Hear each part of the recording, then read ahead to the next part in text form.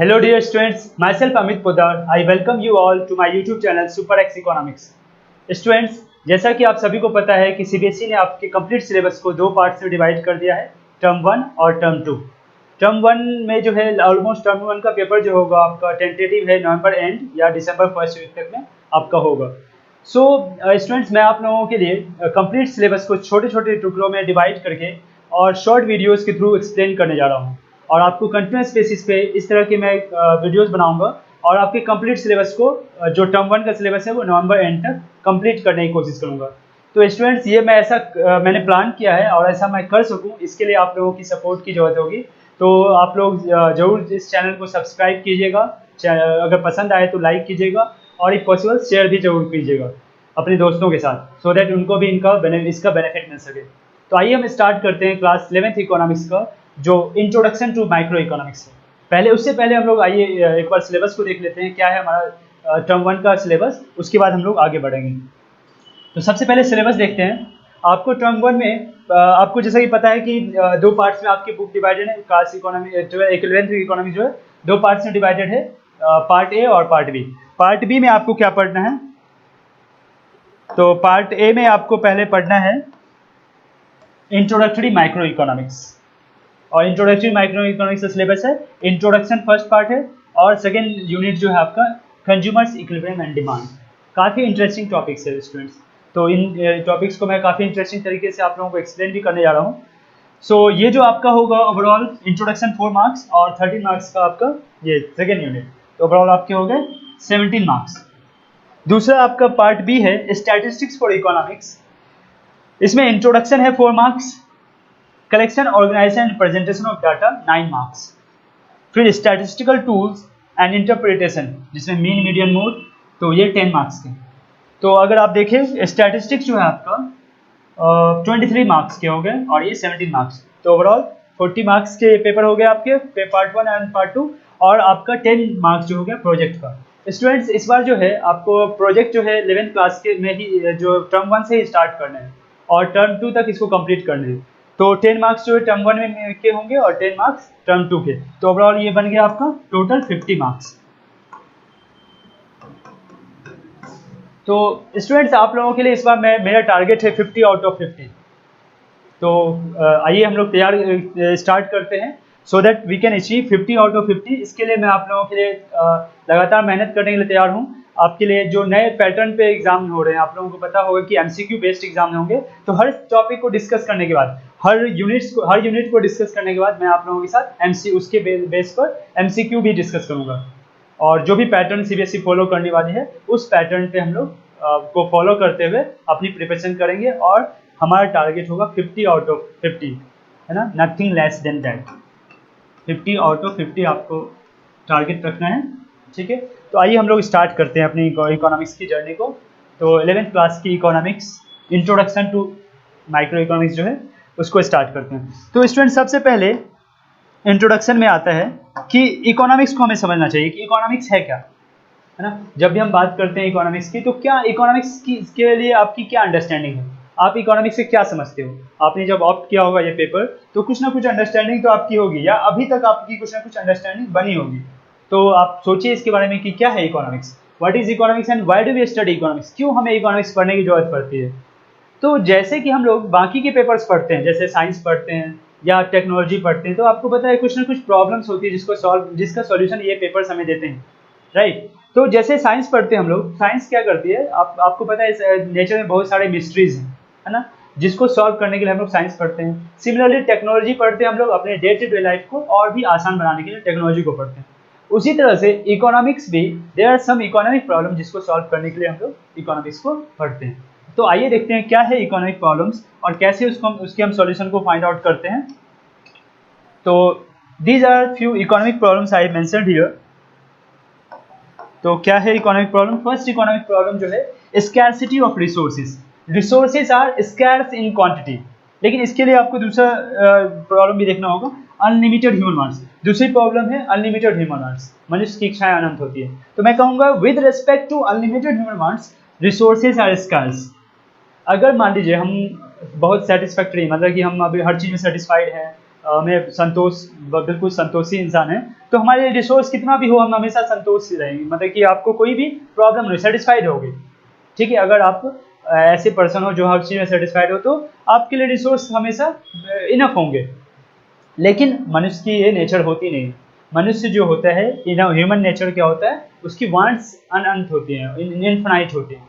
एक चीज़ मिल गई, दूसरी चीज़ की इच्छा, दूसरी चीज़ मिल गई, तीसरी चीज़ की इच्छा, ये कंटिन्यूसली ह्यूमन के साथ चलता रहता है। इसलिए with respect to unlimited demands हम लोग कहते हैं स्कैर्सिटी है रिसोर्सेज की।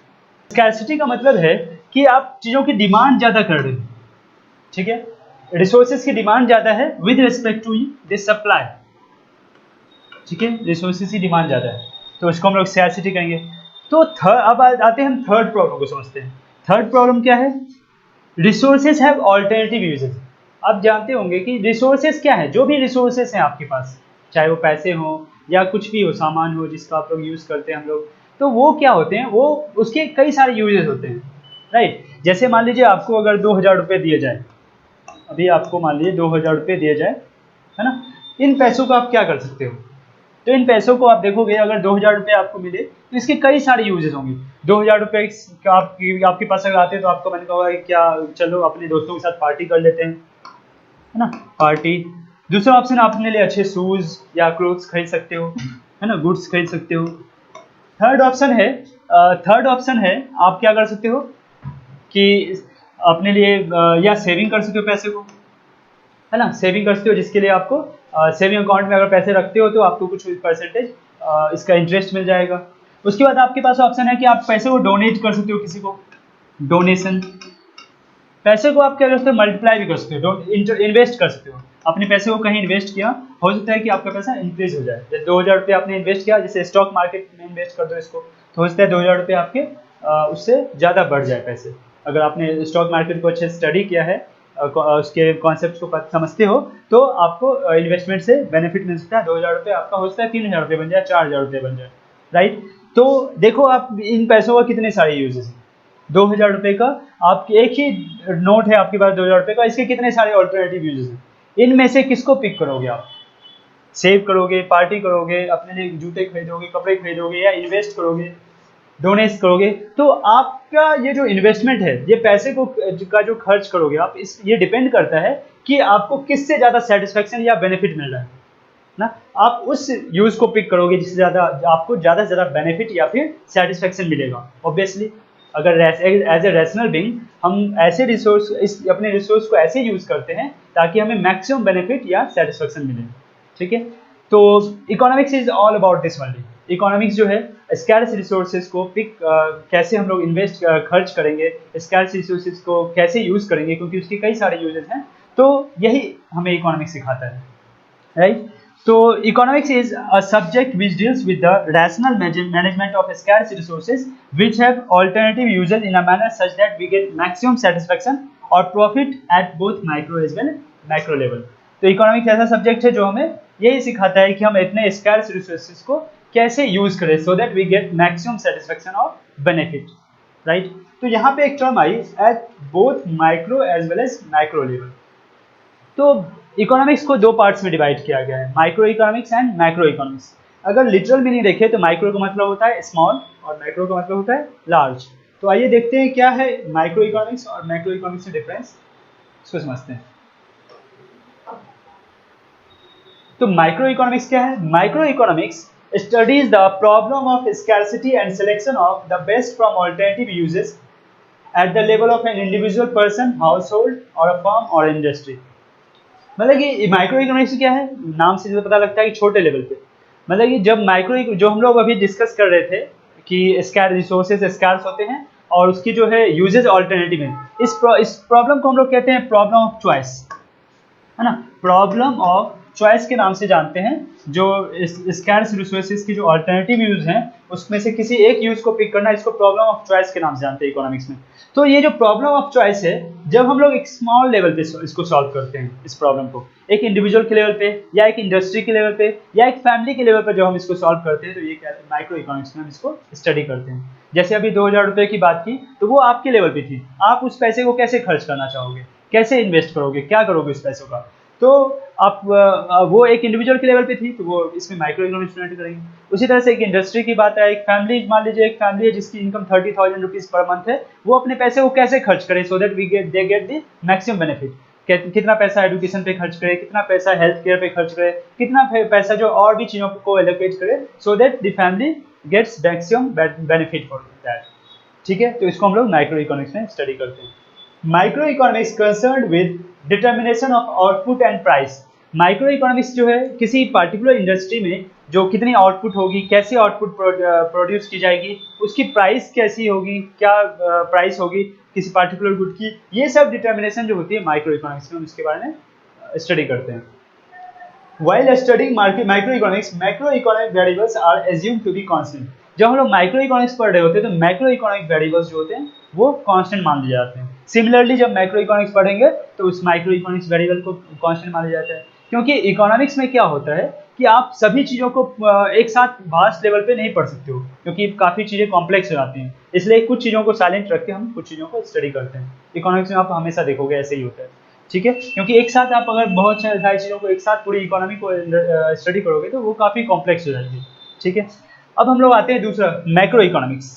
तो मैक्रो इकोनॉमिक्स क्या है, जो ये अभी हमने प्रॉब्लम ऑफ चॉइस को डिस्कस किया कि रिसोर्स स्कैर्स हैं, उसके ऑल्टरनेटिव यूज हैं, उनमें से किसी एक को पिक करना है। ये जो प्रॉब्लम है वो जब हम बड़े लेवल पे करते हैं, पूरी इकोनॉमी के लेवल पे करते हैं, पूरी अर्थव्यवस्था के लेवल पे जब इस प्रॉब्लम को हम सॉल्व करते हैं तो उसे हम मैक्रो इकोनॉमिक्स कहते हैं। जैसे मान लीजिए आपको, तो मैंने 2000 रुपये की बात की, अगर यही 2000 करोड़ रुपए अगर फाइनेंस मिनिस्टर कंट्री की जो है अभी उनको दे दिया जाए कि 2000 करोड़ रुपए हैं आपके पास, आप कैसे खर्च करोगे, तो वो क्या करेंगे, पूरी इकोनॉमी की कंडीशन को देखेंगे, कहाँ पैसों की ज़्यादा जरूरत है वहाँ पर पैसों को वो एलोकेट करेंगे, राइट।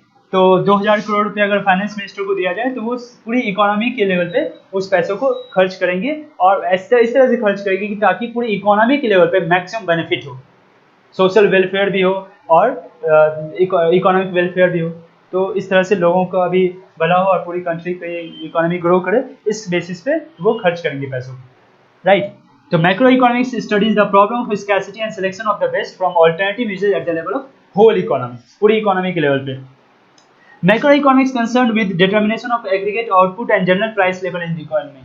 मैक्रो इकोनॉमिक्स जो होती है इसमें क्या होता है कि aggregate output and general price की बात होती है। एग्रीगेट आउटपुट, यहाँ पे देखिए हम लोग बात कर रहे थे कि किसी पार्टिकुलर इंडस्ट्री के आउटपुट की बात कर रहे थे, यहाँ पर क्या करते हैं हम एग्रीगेट आउटपुट। इसका मतलब होता है कि पूरी इकोनॉमी में जितने भी इंडस्ट्रीज हैं सभी के आउटपुट का सम टोटल है ना, वो होता है एग्रीगेट आउटपुट।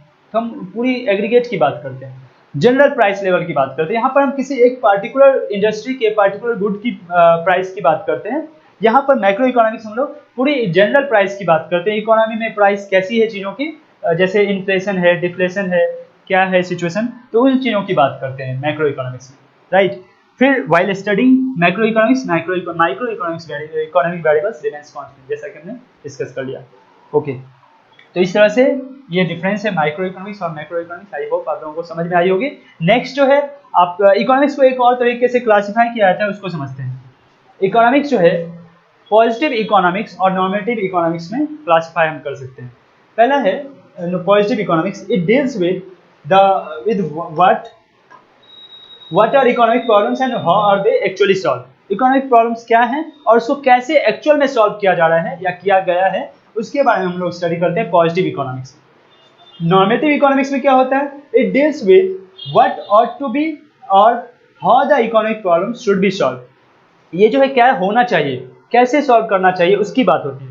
हालांकि ओपिनियन की बात होती है, यहाँ पे एक्चुअल में कैसे सॉल्व हो रही है उसकी बात होती है पॉजिटिव में, और नॉर्मेटिव में ओपिनियन की बात होती है। जैसे कि मान लीजिए आप कई लोग आपको सलाह देते हैं कि ये कर लो वो कर लो, है ना, या आप भी कई लोगों को सलाह देते हैं कि ये कर लो वो कर लो। आपके ओपिनियंस होते हैं, आप दूसरों की ओपिनियन को भी सुनते हैं और अपनी भी ओपिनियन कई लोगों को देते हैं, लेकिन एक्चुअल में आप क्या करते हैं, है ना, वो आप ही जानते हो। एक्चुअल में आप क्या करते हो या कोई और जिसको आप सजेशन दे रहे हो या ओपिनियन दे रहे हो, वो एक्चुअल में क्या करता है, वो क्या होगी, एक्चुअल सिचुएशन होगी। तो उसको हम लोग पॉजिटिव इकोनॉमिक्स कहते हैं, जब एक्चुअल चीज़ों की बात कर रहे होते हैं, एक्चुअल सिचुएशन की बात कर रहे होते हैं। और नॉर्मेटिव इकोनॉमिक्स में हम ओपिनियंस की बात करते हैं। जैसे जो पॉजिटिव इकोनॉमिक्स होता है, it avoids value judgement, it is based on facts not suggestive. Since ये जो है पॉजिटिव इकोनॉमिक्स एक्चुअल में प्रॉब्लम होती है उसको सॉल्व किया जाता है, तो इसके लिए डाटा अवेलेबल होता है, इसको प्रूव कर सकते हो, क्योंकि मान लीजिए पास्ट प्रॉब्लम जो इकोनॉमी में कुछ रही होगी उसको सॉल्व किया गया होगा एक्चुअल में, कैसे सॉल्व किया गया उसके लिए डाटा अवेलेबल होगा, फैक्ट्स अवेलेबल होगा, तो इसको आप फैक्ट्स के बेसिस पे आप इसको प्रूव भी कर सकते हो, दिखा सकते हो कि ऐसे प्रॉब्लम सॉल्व की गई थी, इसके लिए आपके फैक्ट्स अवेलेबल होंगे। लेकिन इसके लिए कोई फैक्ट्स नहीं होगा क्योंकि ये ओपिनियन के ऊपर बेस्ड है। हाँ, इसके लिए थ्योरी बुक में थ्योरी लिखे गए होंगे, किसी पार्टिकुलर इकोनॉमिस्ट ने कहा होगा कि ऐसे प्रॉब्लम को सॉल्व कर लो, तो उसके थ्योरीज लिखे गए होंगे, है ना। इसके लिए कोई फैक्ट अवेलेबल नहीं होगा कि कैसे एक्चुअल में, क्योंकि ये कभी हुआ ही नहीं एक्चुअल में, ठीक है। It gives value judgement, it is based upon individual opinion and therefore suggestive in nature. Example के लिए अगर देखें हम, तो एग्जांपल में unemployment in the Indian economy constantly rising.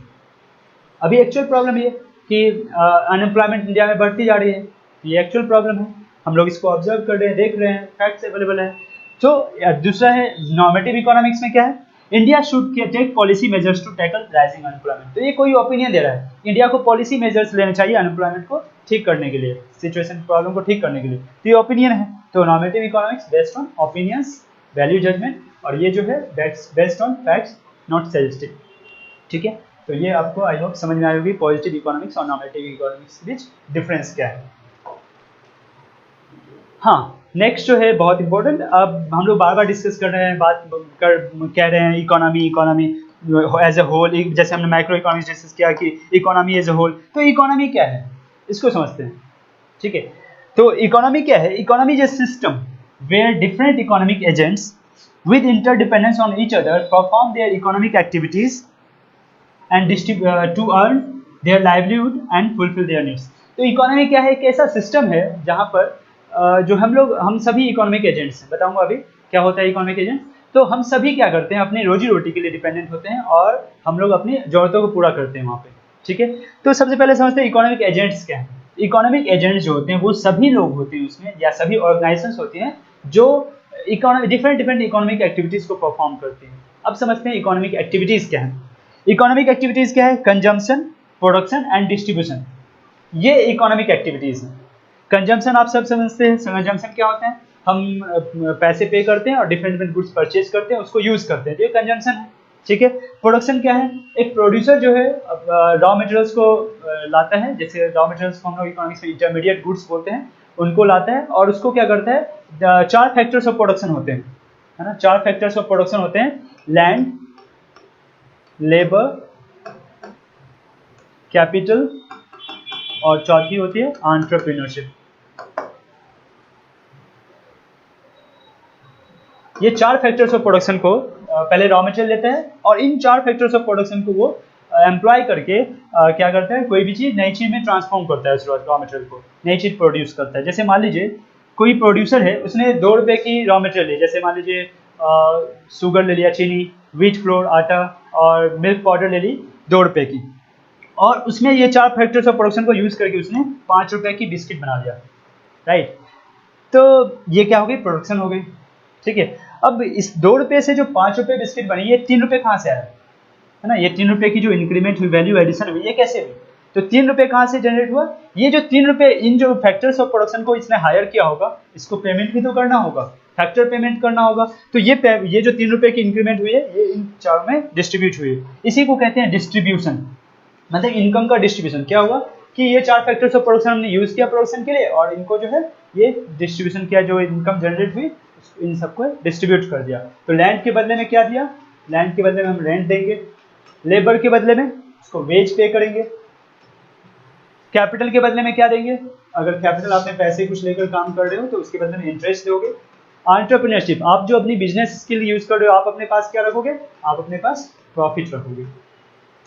इस तरह से पूरी इकोनॉमिक एक्टिविटीज होगी, और ये सब हम लोग क्यों कर रहे हैं, कोई ऑर्गेनाइजेशन या कोई भी इंडिविजुअल क्यों कर रहा है, to fulfil their needs, to earn their livelihoods, है ना। तो इस तरह से इकोनॉमी क्या है, एक ऐसा सिस्टम है जहाँ पे अलग अलग तरह के इकोनॉमिक एजेंट्स जो हैं अपनी अलग अलग तरह की इकोनॉमिक एक्टिविटीज़ को परफॉर्म करते हैं to earn their livelihoods, to fulfil their needs, right. तो आई होप कि आपको इकोनॉमी क्या होती है आपको समझ में आ गई होगी।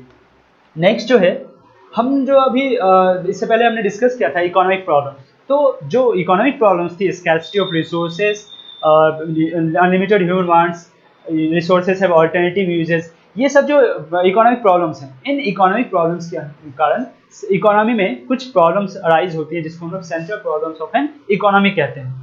ठीक है, तो इसका मतलब कैसे अराइज होती है उसको समझते हैं। जैसे ही मान लीजिए कि रिसोर्स स्कैर्स है और जो है आपके उसके यूजेज ऑल्टरनेटिव है, तो जो एक कंज्यूमर जो होगा वो अपने रिसोर्स को ऐसे यूज करेगा ताकि उसको मैक्सिमम बेनिफिट या सेटिस्फेक्शन मिले, ऑब्वियसली, है ना। तो अब इससे प्रोड्यूसर के पास एक प्रॉब्लम आएगी कि वो ऐसी चीज़ों को प्रोड्यूस करे ताकि वो कंज्यूमर को सेटिस्फाई करे, और कंज्यूमर जो है अपने जितने उसके पास रिसोर्स है उस रिसोर्स को यूज करके वो सेटिस्फेक्शन वो गेन कर सके। प्रोड्यूसर को इस चीज़ का ख्याल रखना पड़ेगा। तो प्रोड्यूसर जो है, सबसे पहले प्रोड्यूसर के पास जो प्रॉब्लम आएगी कि वो क्या प्रोड्यूस करे। अगर इन चीज़ों को ध्यान में रखता है, वो कंज्यूमर को ध्यान में रखता है, तो उसके पास प्रॉब्लम आएगी क्या प्रोड्यूस करे, व्हाट टू प्रोड्यूस, पहली समस्या है। तो व्हाट टू प्रोड्यूस के दो आंसर्स हैं। एक तो प्रोड्यूसर क्या कर सकता है, कंज्यूमर गुड्स को प्रोड्यूस कर सकता है। कंज्यूमर गुड्स क्या होते हैं, जो भी गुड्स हम लोग, जैसे कि मान लीजिए हम मोबाइल फ़ोन यूज़ करते हैं, अपने फूड आइटम्स यूज़ करते हैं, कपड़े यूज़ करते हैं, जूते यूज़ करते हैं, सब क्या है, कंज्यूमर आइटम्स हैं जो भी ready to use by the consumers हैं और कंज्यूमर के वांट्स को सेटिस्फाई करते हैं। जो भी गुड्स, वो कंज्यूमर गुड्स, राइट। अब दूसरी चीज़ आती है, प्रोड्यूसर जो है दूसरा कैपिटल गुड्स को प्रोड्यूस करते हैं। कैपिटल गुड्स क्या होते हैं, कैपिटल गुड्स वो गुड्स होते हैं जो कंज्यूमर गुड्स को प्रोड्यूस करने में हेल्प करते हैं। जैसे मशीन्स हो गए, मशीन के पार्ट्स हो गए, तो प्रोड्यूसर इन चीज़ों को भी बना सकता है। दोनों में से कोई एक ऑप्शन वो पिक कर लेगा।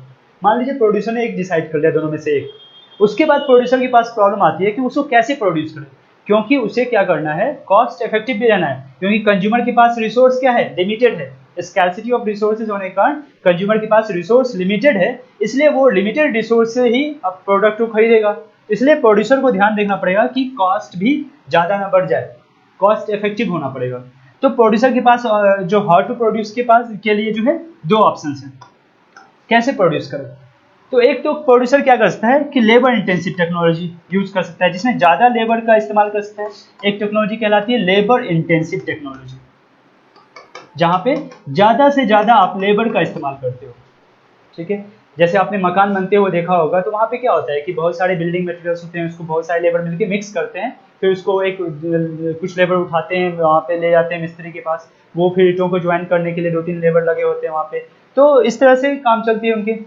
और दूसरा तरीका क्या है कि आप लेबर कम यूज़ कर लो, मशीन्स का ज़्यादा इस्तेमाल कर लो। जैसे इस तरह की मशीन आपने देखा होगा, जहाँ पे मकान बनती है उस जगह पे देखा होगा, एक बड़ी सी इस तरह की मशीन होती है जिसमें बिल्डिंग मटेरियल्स को डालते हैं और वो उन चीज़ों को मिक्स कर देता है, और फिर उससे मटेरियल को निकाल के एक लेबर होता है जो मिस्त्री तक पहुंचाता है, फिर वहाँ पे बिल्डिंग बनाई जाती है। तो इसमें क्या होता है, लेबर कम होते हैं। इसको कहते हैं capital intensive technology. Capital intensive, इसमें क्या है, मशीनों का ज़्यादा इस्तेमाल। अगर हम देखें इंडिया जैसी कंट्री में, जहाँ पे लेबर काफ़ी नंबर्स में अवेलेबल है और चीप भी अवेलेबल है, तो इंडिया जैसी कंट्री के लिए बेटर होगा कि हम लेबर इंटेंसिव टेक्नोलॉजी को कर लें। बेटर नहीं कह सकते, हम कह सकते हैं कि ये ज़्यादा अच्छा है, कॉस्ट इफेक्टिव है एट प्रेजेंट। लेकिन हाँ, ये कौन सा ज़्यादा यूज़ करना जो है, कौन सा सही होगा या गलत होगा, उस वो थोड़ा डिबेटेबल है। इसके बारे में हम लोग कभी और डिस्कस कर सकते हैं कि कौन सा टेक्नोलॉजी ज़्यादा अच्छा रहेगा इंडिया के लिए। अभी फिलहाल जो है, एज अगर हम देखें, लेबर चीपर अवेलेबल है और ज़्यादा नंबर्स में अवेलेबल है, तो लेबर इंटेंसिव टेक्नोलॉजी ज़्यादा अच्छा है। लेकिन अगर फिर चाइना को देखें, चाइना भी ज़्यादा हमारी ज़्यादा पॉपुलेटेड है, वहाँ पे कैपिटल इंटेंसिव टेक्नोलॉजी ज़्यादा यूज होती है। तो ये काफ़ी डिबेटेबल है, इसके बारे में हम लोग कभी और डिस्कस कर सकते हैं, या आप अपने फ्रेंड सर्कल में डिस्कस कर सकते हो इन चीज़ों को, कौन सा टेक्नोलॉजी अच्छा हो। ठीक है, अब इसके बाद जो है, मान लीजिए प्रोड्यूसर ने ये भी डिसाइड कर लिया कि कैसे प्रोड्यूस करना है। अब उसके पास जो दूसरी समस्या आती है वो है फॉर हुम टू प्रोड्यूस, किसके लिए प्रोड्यूस किया जाए, विदाउट ये जाने कि ये सोचे कि किसके लिए हम प्रोड्यूस कर रहे हैं। आप प्रोडक्शन कर रहे हो तो वो अंधी दौड़ होगी। ठीक है, आपको अपने टारगेट कस्टमर्स को ध्यान में रखना पड़ेगा, किसके लिए आप प्रोड्यूस कर रहे हो। तो प्रोड्यूसर हमेशा उसके लिए पे करता है जो उसकी प्राइस को पे करने के लिए कैपेबल है। तो कहीं ना कहीं बात आती है इनकम से रिलेटेड, इनकम डिस्ट्रीब्यूशन से रिलेटेड है। और इनकम जो है इकोनॉमी में दो तरह से डिस्ट्रीब्यूट होती है, एक होती है पर्सनल डिस्ट्रीब्यूशन ऑफ इनकम, और दूसरा तरीका जो होता है वो होता है functional distribution of income. Functional distribution, जो पर्सनल डिस्ट्रीब्यूशन ऑफ इनकम होता है, इसमें क्या होता है कि जैसे राशन शॉप होता है, आप राशनिंग जो होता है, जैसे एक कंट्री की जो नेशनल इनकम होती है उसको गवर्नमेंट क्या करती है, सभी जितने भी इकोनॉमी में पीपल हैं उन सब में डिस्ट्रीब्यूट कर देती है on the basis of ownership of कितने उनके पास पैसे हैं, कितना ऑनरशिप है उनका, उस बेसिस पे क्या करते हैं सभी को चीज़ों को डिस्ट्रीब्यूट करते हैं। जो भी चीज़ें हैं वो नेशनल इनकम को एक तरह से डिस्ट्रीब्यूट कर जाता है लोगों के बीच, इर्रेस्पेक्टिव ऑफ कि वो इंडिविजुअल जो है वो कितना काम करता है, कितना हार्ड वर्क करता है, वो इससे कोई मतलब नहीं है। जितने भी नेशनल इनकम है सबको डिस्ट्रीब्यूट कर दिया जाता है। जैसे राशन शॉप पे क्या होता है कि आप जाते हो वहाँ पे सस्ती दरों में आपको गवर्नमेंट क्या करती है, अवेलेबल कराती है, जो भी दाल चावल है ना, चीनी, ये सब चीज़ें आपको, गेहूँ, ये सब चीज़ें आपको गवर्नमेंट अवेलेबल कराती है। उसी तरह से जहाँ पे भी पर्सनल डिस्ट्रीब्यूशन फॉलो की जाती है वहाँ पे क्या की जाती है कि सभी लोगों को नेशनल इनकम डिस्ट्रीब्यूट की जाती है। ठीक है, इरेस्पेक्टिव ऑफ कि कौन कितना काम कर रहा है, कितना हार्ड वर्क कर रहा है, उससे कोई मतलब नहीं होता है, सबको एक बराबर तरीके से ट्रीट किया जाता है वहाँ पे। तो ये इससे कहीं ना कहीं सोशल जस्टिस या इक्विटी को प्रमोशन मिलता है। तो ये हो गई पर्सनल डिस्ट्रीब्यूशन। दूसरा तरीका होता है कि फंक्शनल डिस्ट्रीब्यूशन। तो कई सारे इकोनॉमी में कैसे डिस्ट्रीब्यूट किया था, फंक्शनल डिस्ट्रीब्यूशन। जैसे कि मान लीजिए आप, हमने अभी डिस्कस किया था 4 फैक्टर्स ऑफ प्रोडक्शन है, लैंड, लेबर, कैपिटल और एंटरप्रेन्योरशिप, ये 4 फैक्टर्स ऑफ प्रोडक्शन। तो इसमें क्या है, जिसके पास लैंड है वो अपनी लैंड किसी को रेंट पे देगा प्रोडक्शन करने के लिए, वो लैंड यूज करके करेगा तो उसके बदले में उसको क्या मिलेगी, रेंट मिलेगी। अब जितनी वो रेंट की इनकम कमाएगा उसके हिसाब से अपनी प्रोडक्शन, अपनी कंजम्पशन करेगा, सामान को खरीदेगा मार्केट से। ठीक है, तो लेबर को क्या मिलती है, वेज मिलती है। लेबर को जितनी वेज मिलेगी वो उस वेज का यूज करेगा और अपनी जितनी भी इनकम होगी उस बेसिस पे अपनी कंजम्पशन को करेगा, अपने कंजम्पशन नीड्स को पूरा करेगा। तीसरी चीज़ है कैपिटल। अगर किसी के पास पूंजी है, पैसे हैं, उसने बिजनेस एक्टिविटीज में पैसे लगा दिए, इन्वेस्ट किए हैं, तो उससे उसकी इंटरेस्ट की इनकम आएगी। मान लो किसी को पैसे दिए हैं बिजनेस करने के लिए, तो उससे इंटरेस्ट की इनकम आएगी, वो अपने पैसे को अपने हिसाब से खर्च करेगा। एंटरप्रेन्योरशिप, कोई बिजनेसमैन है, वो अपनी बिजनेस स्किल को यूज़ कर रहा है और उसको वो प्रॉफिट ले रहा है, वो अपनी इनकम को यूज़ करेगा बिजनेस करने के लिए, अपनी कंजम्पशन के लिए। ठीक है, इस तरह से यहाँ पे क्या होगी, फंक्शनल डिस्ट्रीब्यूट, जो जिसकी जैसी फंक्शन उस हिसाब से अपने उसकी इनकम और उस हिसाब से अपनी इनकम से को वो यूज करेगा। राइट, तो इस तरह से पर्सनल डिस्ट्रीब्यूशन और फंक्शनल डिस्ट्रीब्यूशन के आधार पर डिसाइड होगा कि किसके लिए प्रोड्यूसर प्रोड्यूस करेगा। राइट, चलिए तो नेक्स्ट देखते हैं। अब देखिए इकोनॉमी जो है, अभी हमने देखा था इकोनॉमी के बारे में समझा और सेंट्रल प्रॉब्लम, इकोनॉमी की प्रॉब्लम्स को समझे। अब है कि अलग डिफरेंट टाइप्स ऑफ इकोनॉमी होते हैं और उसके कैरेक्टरिस्टिक्स समझते हैं, क्या है डिफरेंट टाइप्स ऑफ इकोनॉमीज, उसके कैरेक्टरिस्टिक्स क्या है। और ये जो इकोनॉमिक प्रॉब्लम्स हमने देखा अभी, उन इकोनॉमिक प्रॉब्लम्स को डिफरेंट टाइप ऑफ इकोनॉमिक्स में, डिफरेंट टाइप ऑफ इकोनॉमी में कैसे उसको सॉल्व किया जाता है, उन प्रॉब्लम्स को, उसको समझते हैं। सबसे पहले जो आती है वो है मार्केट इकोनॉमी। मार्केट इकोनॉमी, इसको हम लोग कैपिटलिस्ट इकोनॉमी भी कहते हैं। मार्केट इकोनॉमी को कैपिटलिस्ट इकोनॉमी भी कहा जाता है। इसमें क्या होता है, prices of goods and services are determined by market forces of demand and supply. यहाँ पे जो प्राइसेस डिटरमाइन होंगे गुड्स एंड सर्विसेज की, वो कौन डिटरमाइन करेगा, मार्केट फोर्सेस। मार्केट फोर्सेस क्या है, डिमांड एंड सप्लाई, चीज़ों की डिमांड कितनी है मार्केट में, सप्लाई कितनी हो रही है उसकी, ये डिटरमाइन करेगा कि चीज़ों की प्राइस कितनी होगी। आगे चल के हम लोग पढ़ने वाले हैं theory of demand and theory of supply, उन सब चीज़ों में, उन सब में हम ज़्यादा तरह से अच्छे से डिटेल में समझ पाएंगे। अभी इतना समझिए कि मार्केट फोर्सेस हैं डिमांड एंड सप्लाई, और इसी डिमांड एंड सप्लाई के आधार पर चीज़ों की प्राइस तय होती है। Right, it's a free economy where consumers buy goods and services to maximise their satisfaction and producer produce to maximise their profit. ये एक तरह से फ्री इकोनॉमी कही जाती है। यहाँ पर सब जो कंज्यूमर है वो अपने हिसाब से गुड्स को खरीदता है, अपने प्रेफरेंस के हिसाब से, अपनी सेटिस्फेक्शन के हिसाब से, जो चीज़ उसको ज़्यादा सेटिस्फाई करेगी उन चीज़ों को वो खरीदेगा। राइट, प्रोड्यूसर उन चीज़ों को प्रोड्यूस करेगा जिससे उसे ज़्यादा प्रॉफिट दिखेगी। राइट, तो इस तरह से फ्री प्ले होती है मार्केट में। कैपिटल और means of production can be owned by privately, owned privately, मतलब कि जो भी मीन्स ऑफ प्रोडक्शन है या रिसोर्सेस हैं उसको प्राइवेटली ऑन किया जा सकता है इस इकोनॉमी में, मार्केट इकोनॉमी में। ठीक है, अब दूसरी तरह की इकोनॉमी है centrally planned economy. Centrally planned economy या सेंट्रली कंट्रोल्ड इकोनॉमी क्या होती है, prices of goods and services are largely settled by central authority of the government. यहाँ पे प्राइसेस कौन तय करता है, सेंट्रल अथॉरिटी, है ना, गवर्नमेंट की एक सेंट्रल अथॉरिटी होती है, वो तय करती है कितनी प्राइस होगी। जैसे एग्जांपल के लिए इंडिया में देखिए अगर रेलवे को, तो रेलवे की में जो है वो प्राइसेस कैसे डिटरमाइन होती हैं? रेलवे डिसाइड करती है या गवर्नमेंट डिसाइड करती है कितनी प्राइस होगी? उसको कोई फर्क नहीं पड़ता है कि कितनी मार्केट में कितनी सप्लाई है, कितने लोग ट्रेन में बैठना चाहते हैं, कितने पैसेंजर्स की डिमांड है और कितने की नहीं है ट्रेन में। इवन आप देखते होंगे पहले के समय में जब इलेक्ट्रिक ट्रेन नहीं चलती थी तो लोग रेलवे की छतों पर ट्रेवल करते थे, क्योंकि इतनी पैसेंजर्स नीचे होते थे तो जगह नहीं मिलती थी, ऊपर चले जाते थे, तो इतनी ज़्यादा डिमांड होती थी। तब भी जो है कभी जो है उसकी प्राइस जो गवर्नमेंट ने तय किया वही रहती थी, है ना। इवन फॉर कई बार क्या होती है ट्रेन में बहुत कम पैसेंजर्स होते हैं, है ना। आप गिन सकते हो इतने कम पैसेंजर होते हैं, 200 100 या 50 20 ऐसे पैसेंजर्स भी होते हैं पूरी ट्रेन में, इतने कम पैसेंजर, तो भी ट्रेन उस रूट में अगर जानी है तो चलेगी और प्राइसेस भी उतने ही पे करने होंगे कस्टमर को, ठीक है। तो जितनी फिक्स है, डिमांड एंड सप्लाई से उसका कोई लेना देना नहीं है। तो यहाँ पर गवर्नमेंट एजेंसी तय करती है प्राइस को। Central authority decides what to produce in the economy and what goods and services consumers would need. यहाँ पर प्रोड्यूसर क्या प्रोड्यूस करेगा और कंज्यूमर को क्या चीज़ों की आवश्यकताएं हैं वो सेंट्रल अथॉरिटी डिटरमाइन करेगी, कंज्यूमर या प्रोड्यूसर डिटरमाइन नहीं करेगा, डिसाइड नहीं करेगा, right.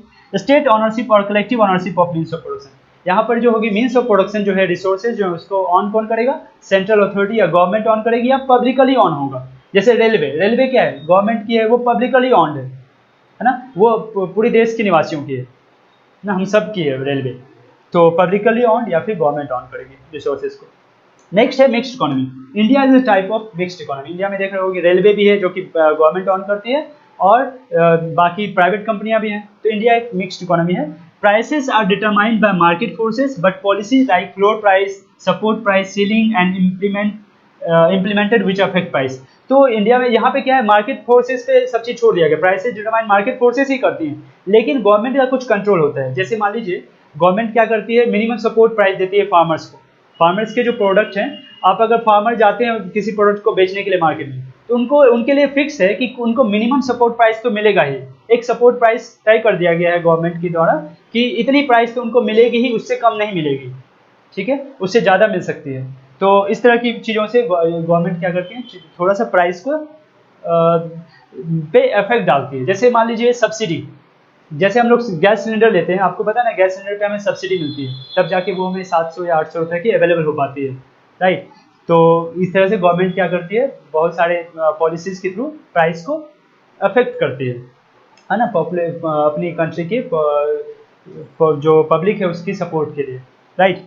Freedom of consumption and production is given but there is regulation of central authority so that no such goods are produced and consumed which may be socially harmful।